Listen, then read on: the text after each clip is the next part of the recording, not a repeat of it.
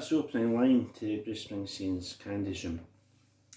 There's a drum pattern played by Max Weinberg as the intro, and then Roy Bittan on the keyboards plays that line, which mirrors what Bruce Springsteen's singing. So you've got G, up to A, and then back to F, G, same again, and then a run down to F, E to D. So that mirrors the opening lines of the vocals, which are actually really spoken. You know, in Candy's room there are a picture of our heroes on the wall. To get to Candy's room, you have to walk the darkness of Candy's Hall, right? Strangers from the city, etc. Right? So this bit is effectively in G.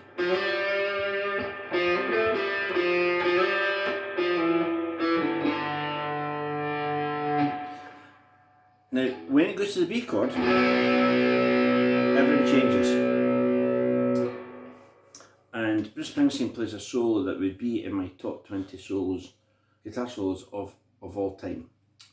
And I never really hear people talk about this one in the annals of great guitar breaks. But if you ever looked for a solo that fits the mood and the feel of a song, this is it. Sorry, excuse me. So when it hits this B chord, it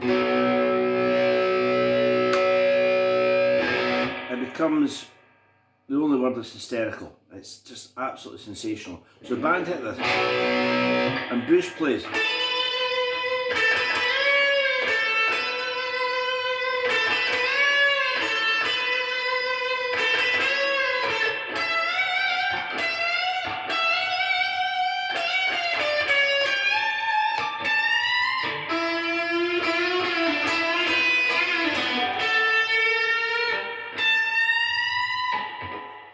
That's it.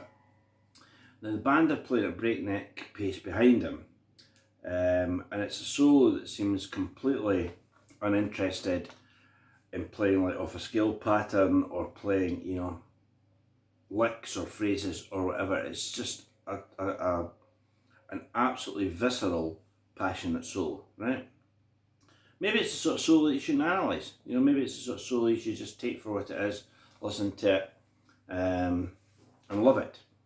However, if you are wondering what the notes were to make that so great, and how he played it to make it so great, first thing is a B note. So first thing you hear Bruce do is this. So he hammers onto this B note and then he bends it. As with a lot of Bruce Springsteen's playing, the bends are not so concerned with being precise, or more concerned, this is my take on it, with being emotive. So we get this. Same again. We're coming back to the B note. And then we play an E up to F sharp. And it's got a typical Bruce. And then the second half starts with that note, the F sharp. This is like coming off a B minor scale. We're going F sharp, E, D, C sharp. And then we're looking for an A note. So there's your A note, which I'm playing through G. You could go. I think it's a lot better. And then the B note itself. And again, that's got a healthy shake to it. So far I go.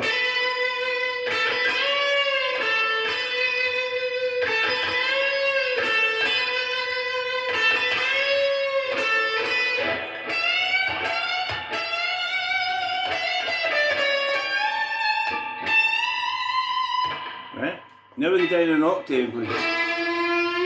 Right, again. What note is that?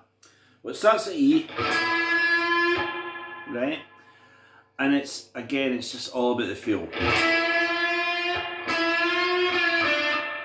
And then a bend and a release down to the D note.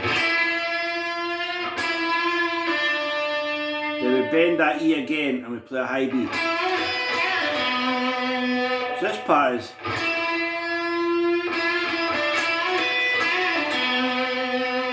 And then 2 B notes, but they come from an A and they come up really slow. And they're played like that. Alright, so the first one is A to B. And the second one is A to B, an octave higher.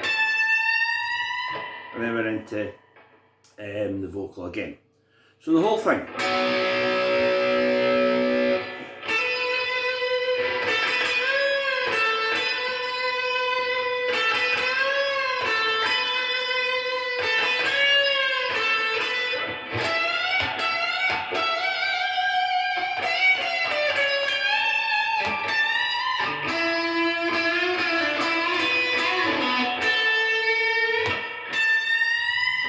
That's it. It maybe sounds a bit wild and crazy on its own without the backing, but those are the notes that Bruce played. It's a solo I've always absolutely loved. As I said at the start, it would be in my top 20 favourite guitar solos of all time. So there we have it, Candy's Room guitar solo by Bruce Springsteen from Darkness on the Edge of Time. Next up, Adam Razor Kane.